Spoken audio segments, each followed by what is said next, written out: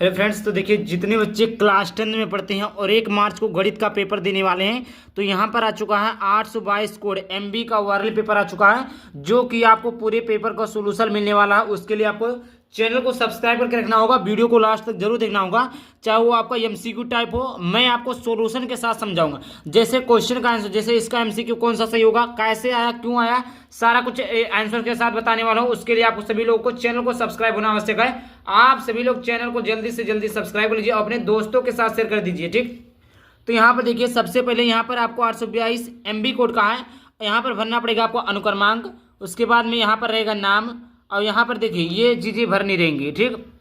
उसके बाद में यहाँ पर पूर्णांक आपके 70 अंक के हैं। पूर्णांक आपका कितने अंक का है? 70 अंक का पूर्णांक आपका है। समय 3 घंटा 15 मिनट है। समय कितना है? 3 घंटा 15 मिनट रहेंगे। निर्देश दिया हुआ है, पहला है प्रारंभ के 15 मिनट परीक्षार्थियों को प्रश्न पत्र पढ़ने के लिए निर्धारित है। दूसरा आपका है सभी प्रश्न अनिवार्य हैं। तीसरा आपका है इस प्रश्न पत्र के आ और बा 2 खंड हैं, जो कि एक को ओएमआर शीट में भरना है। अगला है खंड आ में 20 नंबर के बहुविकल्पीय प्रश्न, जिनको आपको ओएमआर शीट में भरना, ये बता दिया हमने। और 6वां है आपका खंड बा में वर्णनात्मक प्रश्न, ये भी हमने बता दिया। 7वां है खंड बा में कुल 5 प्रश्न हैं। 8वां कुल प्रत्येक प्रश्न के प्रारंभ में स्पष्टता लिखा दिया।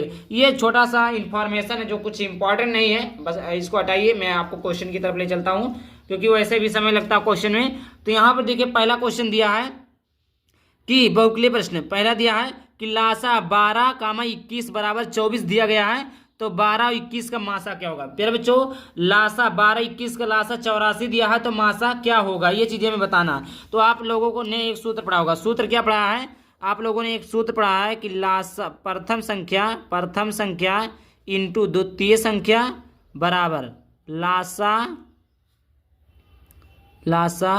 इंटू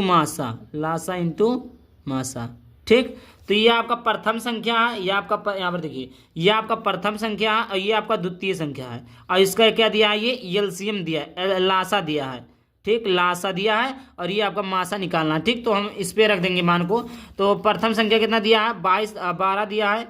द्वितीय संख्या कितना दिया है? 21 दिया है, बराबर लासा इसका कितना दिया? 84 दिया। तो यहाँ पर हम 84 लिख देंगे, 84 लिख देंगे इंटू मासा। इंटू क्या हो जाएगा? मासा बराबर निकालेंगे तो ये देखिए इसका गुणा कराइए, 12 कुम 12 के 2 हासिल 1, 12 दूना 24 और 1 25, कितना हो गया? 12 दूना 25, 252 बराबर 84 इंटू मासा। इधर आएगा तो ये बटे में हो जाएगा, तो 252 बटे 84, इधर में थोड़ा लिख देता हूँ, 84 बराबर मासा। इसको काटेंगे 2 से तो ये कट जाएगा, 4 से काटिए, 4 दूनी 8, 4 हुकुम 4 और 4 6 24, 4 3 12, 21 हुकुम 21, 21 3 63।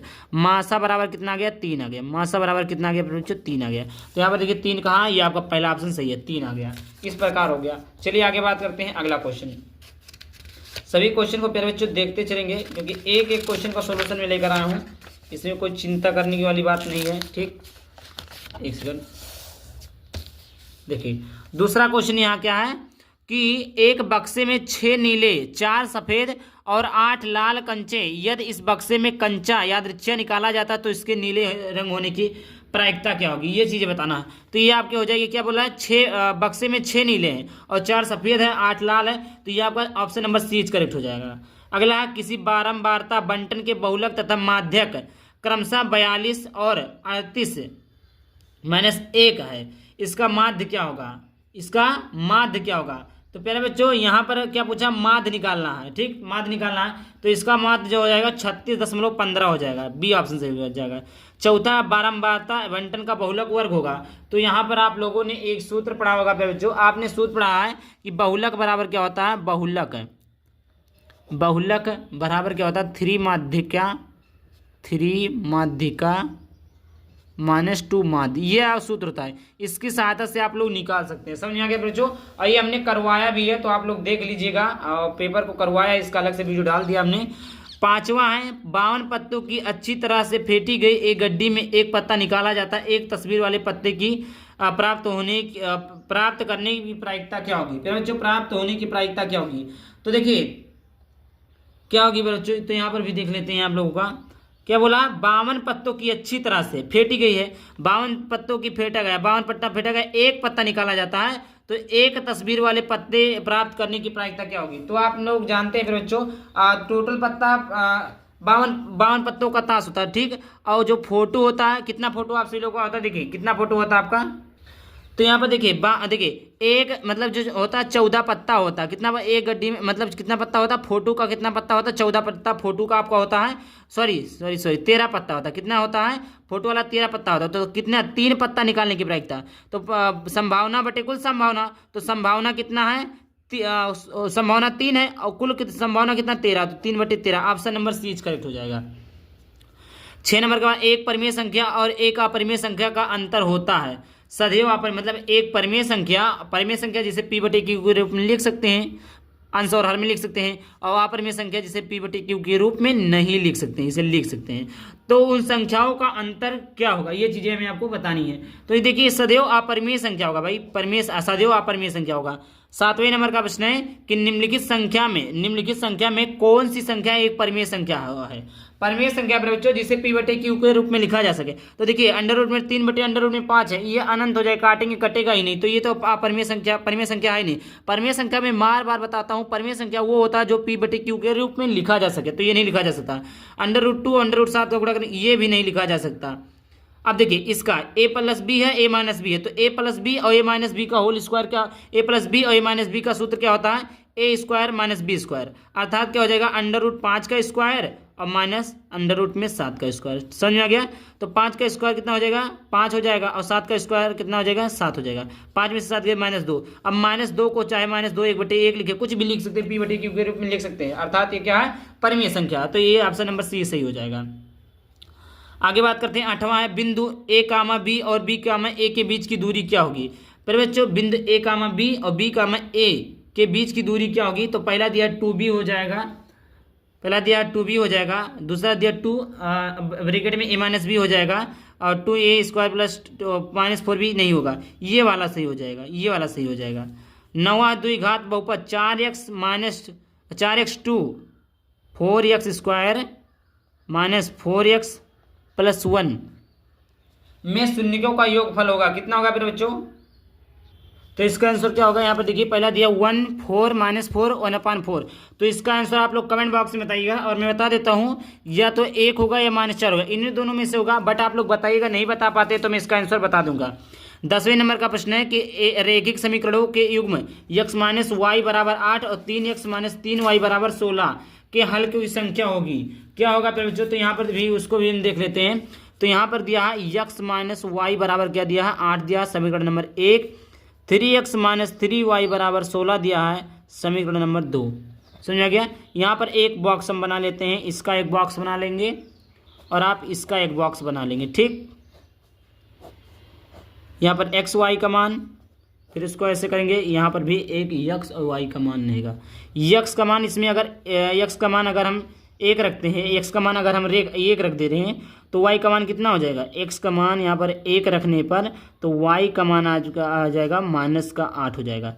x का मान अगर हम 0 रख देते हैं, x का अगर y का अब की बार x का मान 0 रखते हैं तो y का मान कितना आएगा, -8 आएगा, ठीक। समझ में आ गया।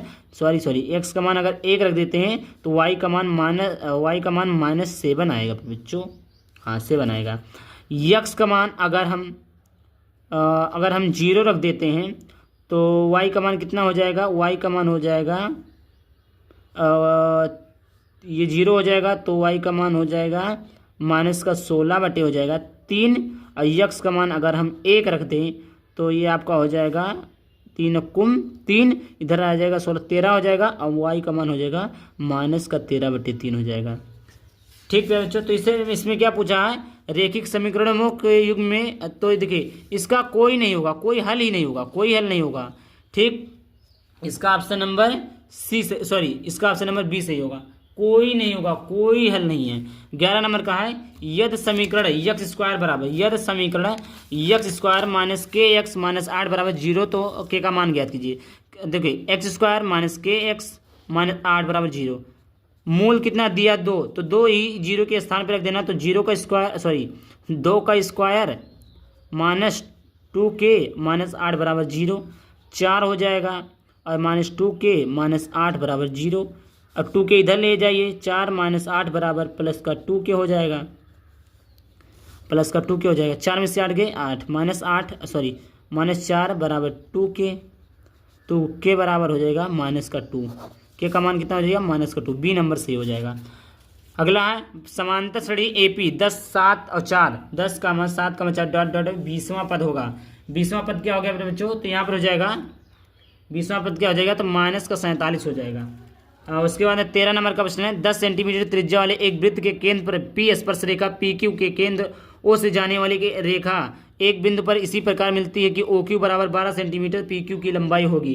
पी क्यू की लंबाई क्या होगी मेरे बच्चों, तो यहाँ पर हो गया 2√11 सेंटीमीटर हो जाएगा।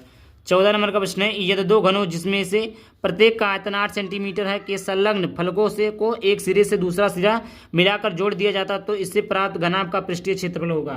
ये पृष्ठीय क्षेत्रफल क्या होगा फिर बच्चों, तो ये हो जाएगा 40 सेंटीमीटर स्क्वायर होगा। 15 नंबर का है यदि 14 सेंटीमीटर त्रिज्या के एक वृत्त के त्रिज्यखंड का क्षेत्रफल 154 सेंटीमीटर स्क्वायर तो त्रिज्यखंड का कोण होगा, त्रिज्यखंड का कोण क्या होगा 90 डिग्री हो जाएगा। 16 नंबर का 2 sin 30 डिग्री cos 30 डिग्री का मान ज्ञात कीजिए। तो देखिए sin 30 डिग्री का मान क्या होता है फिर बच्चों, sin 30 का मान 1/2 होता है, 2 × 1/2 होता है, ठीक। और cos 30 का मान क्या होता है फिर बच्चों, √3/2 होता है, ठीक। तो 2 से 2 कैंसिल हो जाएगा, बचेगा क्या √3/2। इसका ऑप्शन नंबर डी सही हो जाएगा। समझ आ गया, इसका ऑप्शन नंबर कौन सा सही हो जाएगा, डी सही हो जाएगा। चलिए अब आगे बात करते हैं, 16 नंबर तक का प्रश्न हो गया है एमसीक्यू में। उसके बाद देखिए 17 नंबर का प्रश्न है यदि sin थीटा बराबर 3/4 है tan थीटा का मान ज्ञात कीजिए। तो देखिए tan थीटा बराबर क्या होता है बच्चों, लंब बटे आधार होता है, लंब बटे आधार होता है। और sin थीटा बराबर क्या होता है, लंब बटे कर्ण होता है, लंब बटे कर्ण होता है। लंब का मान 3, कर्ण का मान 4। आधार निकालना है तो हम जानते हैं कि कर्ण का स्क्वायर बराबर लंब का स्क्वायर प्लस आधार, ये पाइथागोरस प्रमेय है। कर्ण का मान 4 तो 4 का वर्ग 16 बराबर यल इसका स्क्वायर, यल का मान 3 का वर्ग 9 प्लस ए स्क्वायर। 16 को इधर 9 को इधर लाएंगे तो 16 में से 9 गए, इधर हो जाएगा 16 में से 9 गए, और ये हो जाएगा आपका, हाँ ये हो जाएगा आपका ए स्क्वायर। 16 में से 9 गए 7 हो जाएगा, तो ए बराबर क्या हो जाएगा √7, यानी आधार का मान क्या हो गया, ए बराबर क्या होता है √7। अब हम जानते हैं tan थीटा बराबर क्या होता है, लंब बटे आधार।